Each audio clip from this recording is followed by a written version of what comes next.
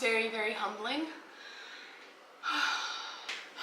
Welcome back to the vlogs. I am so excited to be starting to vlog again. I'm gonna be very honest. I went back and forth a lot on this because YouTube just takes up a lot of time and it's a much slower growth if you're doing vlogs and just kind of sharing your life and wholesome, important moments to you. So I definitely went back and forth a lot because already between sharing on all the other platforms, this just feels like a lot to add to my plate. But I do feel that this is just the best way to capture memories and to share a much more in-depth look into my life. So I think I'll be really happy that I chose to do it. Just came back from a run. Whew. Very, very humbling. I'm gonna make a smoothie, take a quick shower, and then we're gonna sit down and do a whole first trimester update, symptoms, training, nutrition, everything. And then we'll just spend the day together.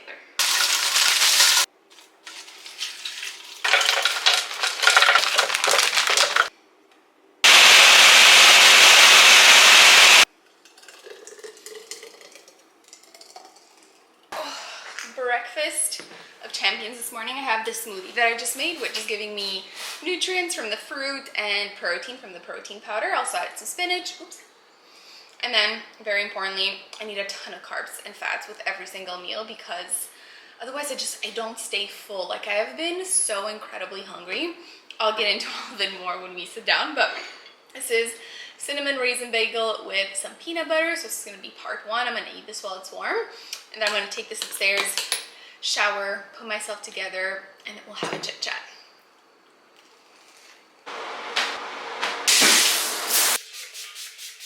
I already started with the belly cream. So I have this Bird Bees Mama moisturizing cream that I'll put if right now I'm about to get dressed and I don't want an oil.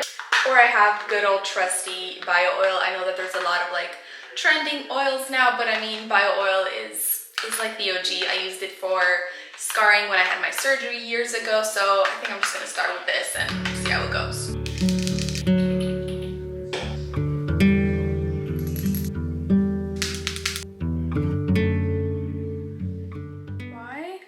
So out of breath. Early pregnancy. High progesterone levels cause pregnant women to breathe faster. The rise in progesterone begins early in pregnancy, and the shortness of breath it causes can come up as a surprise. While shortness of breath can be worrisome, most of the time it's harmless and due to the normal changes of pregnancy. So fun. Okay. Google has been my best friend. I'm gonna do my makeup at the same time while we get into this update. So let's start with the very, very beginning. I found out that I was pregnant when I was 3 weeks and 5 days. So very, very early. Weirdly enough, like you saw in the last video that I posted, I tested negative very, very late. Like usually you can get a positive test a couple days before your missed period. I only got my first positive 1 day after I had already missed my period. It wasn't the digital test, so I don't know. I mean, there's always I guess some level of human error, but I got my first negative quite a bit later, so that's why I was so surprised to see that positive. I had tested, I had been patient and tested, a day before my missed period. I was like, there's no way it doesn't catch it if I am pregnant.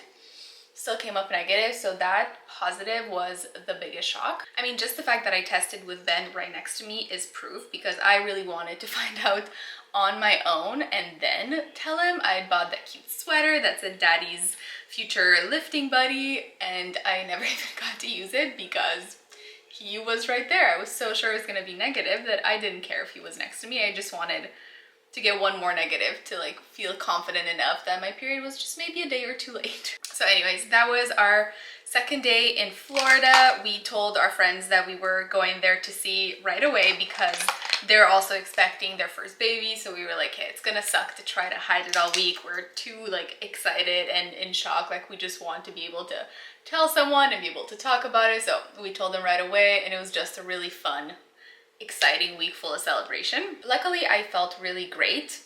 I felt great that week. I still felt pretty good at week 5, and it's really the second that I turned 6 weeks that things just turned and I felt like I got hit by a truck. Like the way that I kept describing it is it just feels like I have like the worst hangovers. Like I would wake up feeling drowsy even though I would sleep 8, 9, 10 hours, with a bit of a headache, feeling super tired, feeling just like puffy, uncomfortable, a little bit nauseous, like queasy at the thought of eating, but you also have that like pit in your stomach where you're like, okay, I do need to eat like right now.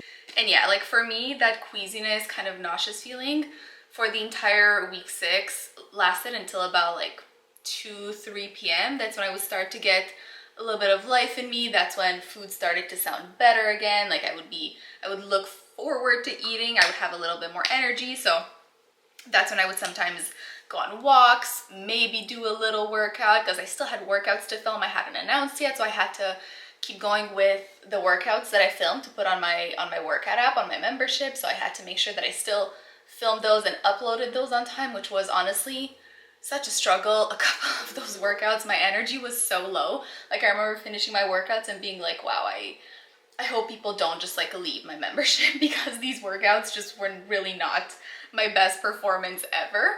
One of the workouts, like after explaining the workout, I fully forgot one of the exercises in the middle of the circuit and I just completely forgot about an exercise. So yeah, weeks 6 and 7 were like that, just low energy, low mood, pregnancy brain. Let me tell you, my forgetfulness is on another level. Just like forgetfulness and just really not as like attentive to detail, like silly things just kind of that I just forget or that I miss, like just definitely not myself. Other symptoms that I started to experience at week 6 is a coffee aversion. I've not liked coffee since, but like to the point where it actually like sounds disgusting and makes my like nausea or just like achy feeling worse.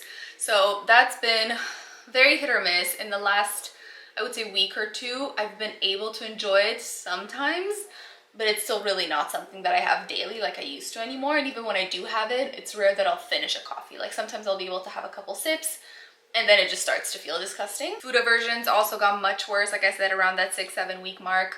Proteins in general, very, very hard. Like for me to eat meat, it has to be like wrapped in bread. Like I've had tacos more times than I can count because if the protein's inside of a wrap, I can tolerate way better.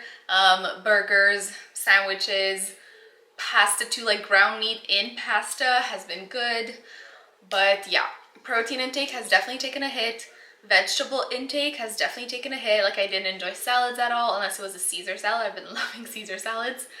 Same for cooked vegetables. Again, unless it was like in a pasta bowl, inside of a taco, just like cooked vegetables on the side like I used to make all the time, just not working. But I would say that most things have been slowly getting better, especially since I hit like 9.5, 10 weeks last week.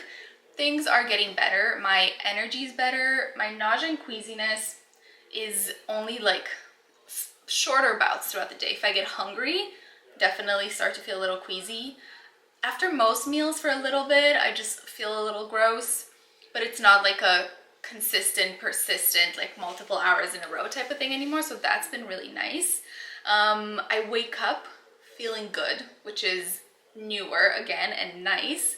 But by 2 or 3 p.m. I still crash. Like it's such a deep exhaustion that I've never experienced, that I have, like it's hard to explain. It's not like sleepiness.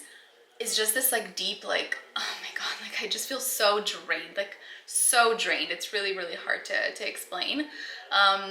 So it's not even just like I want a nap. It's like there is absolutely nothing that I want to do. Like don't ask me to work, don't ask me to move, don't ask me to talk. Like I really just want to be like one with the couch, like a blob melted into the couch is how I can explain this fatigue. So that's still the case, which has definitely made things hard for me because I'm someone who is driven, goal-oriented. Like right before this, I was having the biggest growth in my business that I've had since I started my business. Like April, May, June were my biggest months. Things were going well. I just hired an assistant. We were expanding. And now, like July, I felt like the most useless person ever. August, I'm also giving myself a break. I reduced a lot the amount of one-on-one clients that I was taking. So I haven't taken on a lot of new clients. And then I'm hoping we have a vacation at the end of August, beginning September, and I'm hoping by the time we come back that I'll feel a lot better, and then I'll be able to like start grinding a little bit more again and give my business one last boost. I also have to figure out how to set it up for maternity leave. Like there's a lot that I need to do that's like weighing heavy on me. I just haven't had any desire, honestly, because of the lack of energy and the low mood. So that's really my hope for the second trimester, is to be able to feel like myself when it comes to my work ethic and like valuing my business as much again. Otherwise, training, fitness wise, like I mentioned, my workout routine was very off, especially weeks like 6 to 8. Yeah, 6 to 8 I would say were 5 even. 5 to 8, 5 to like, yeah, were the worst. I mostly worked out just when I had to film something for my workout classes. I would go on like very short jogs on the treadmill just to feel like moving, because I felt so crappy about sitting on the couch all day. But otherwise, when I do work out, I lower my intensity in the sense like, especially lower body days, I'm not supersetting anymore. I rest a lot in between my sets. Like I'm trying to minimize the exhaustion that I feel in my general workout so that I can like push myself on the sets that I'm actually doing. My biggest priorities is maintain muscle mass as much as possible, be able to maintain the routine of my training split, my training schedule, but maintain muscle mass is priority number 1. And then number 2 is maintain a high physical activity level, which has not been the case. My average step count has dropped to like 5K or less, which is definitely something that I'm currently working on.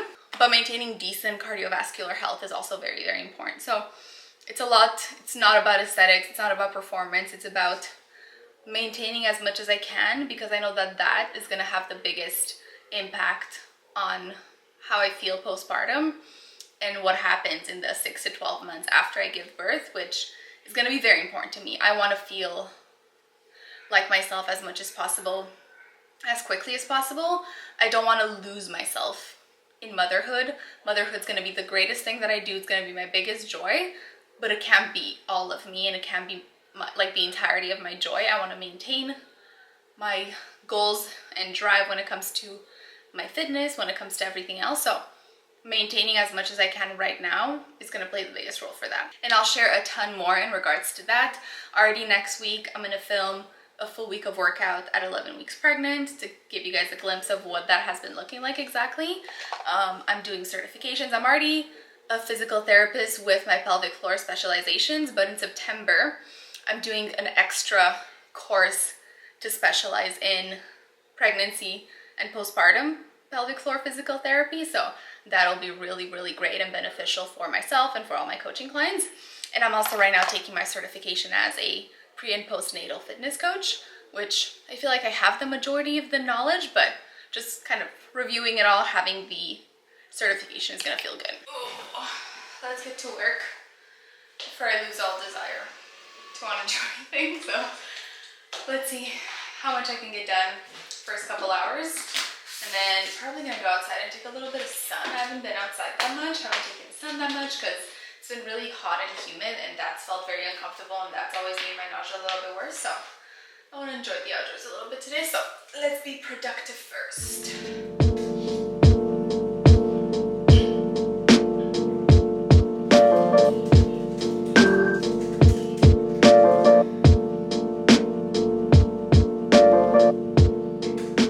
It's a few hours later. I am hungry. It's 1:30. I also snacked on some tortilla chips after I finished my smoothie because I was a little bit nauseous, and that helped. So here's what it is. I think I'm gonna try to make a salad. I have this Southwest salad that I'm hoping is still good. Let's find out. Please be good.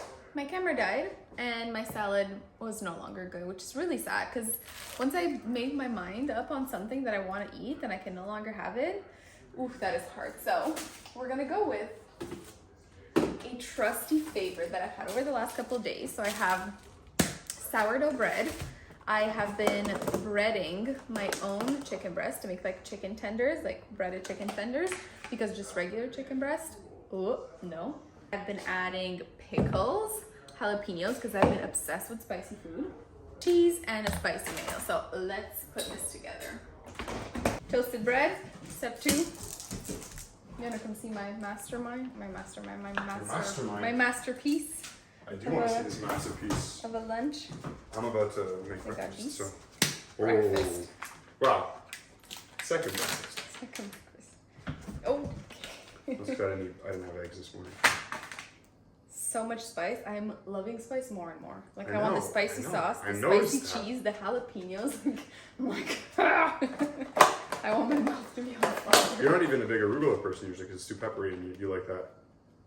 Yeah, whatever. Arugula is the least exciting part of this. It's just, I'm just greens. Health. Some greens. Okay, then we go with this, I think. Oh my lord. You want to go inside, baby boy? Like most days I will have bread 3 times a day. Like this is the second time I have bread today. And I think we're gonna make homemade pizza tonight, which is basically bread. So it is what it is. I have no shame. This is it. I know, eh? That is sexy slick. That is sexy slick. And it works. And it works? Yeah, like I've had it, 3 days Oh, in a row now, and I it still makes you look feel forward good. to it. And it's chicken. Turns out breading shit is good. Crispy chicken. That time of the day where I just become utterly useless has hit, so I'm gonna take a reading break outside.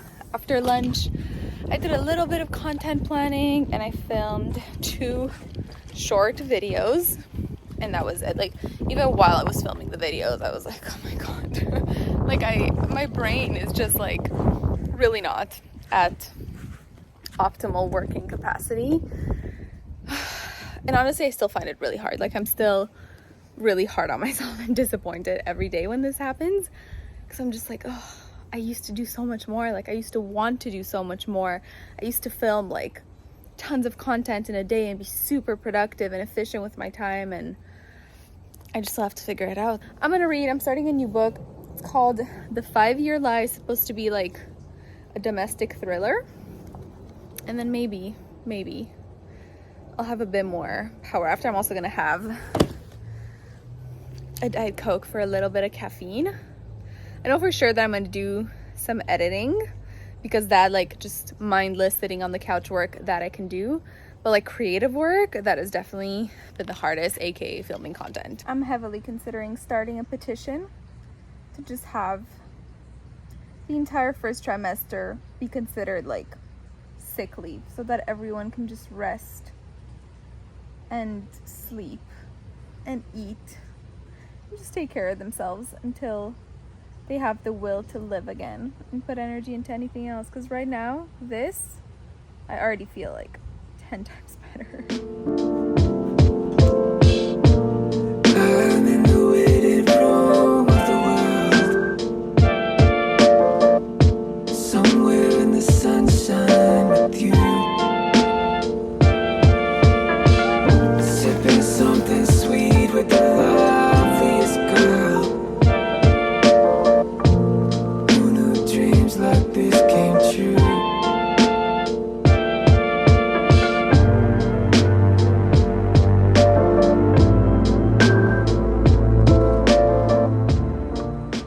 Back to work for a little bit more this evening. Milo, hide your booty. And this is the only type of like late afternoon work that I can do, propped on the couch, on the computer. Like, mindless editing is what I can do. Have a little snack because I am hungry again. So I'm gonna do this. Should not take me more than an hour. And then we're gonna make dinner and probably go out for a walk and go get some ice cream. So hopefully it'll be a really, really nice evening. The sun stays out. But yeah, one last work task to get done. Coconut, regular flour, protein. Yes, ma'am. We don't want no flat mom butter. Around here. Okay, let's do this. Recipe is in my ebook that is still available in my store, so definitely snag that.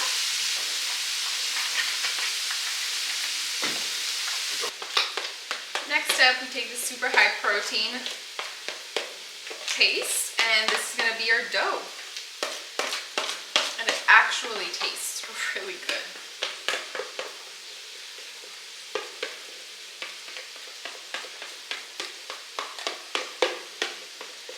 It's gonna look really thin and underwhelming, but you wanna like really just spread it out evenly.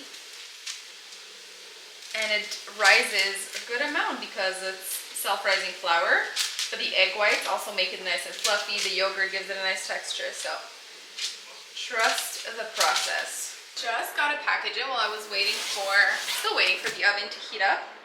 I have no idea what this is. These are always so fun, feels like Christmas. Sometimes I still spend money, I just don't remember what it is. And sometimes it's like PR or a gift for a company I work with, so. What is in here? What is in here? Oh, I know what it is. This is so exciting!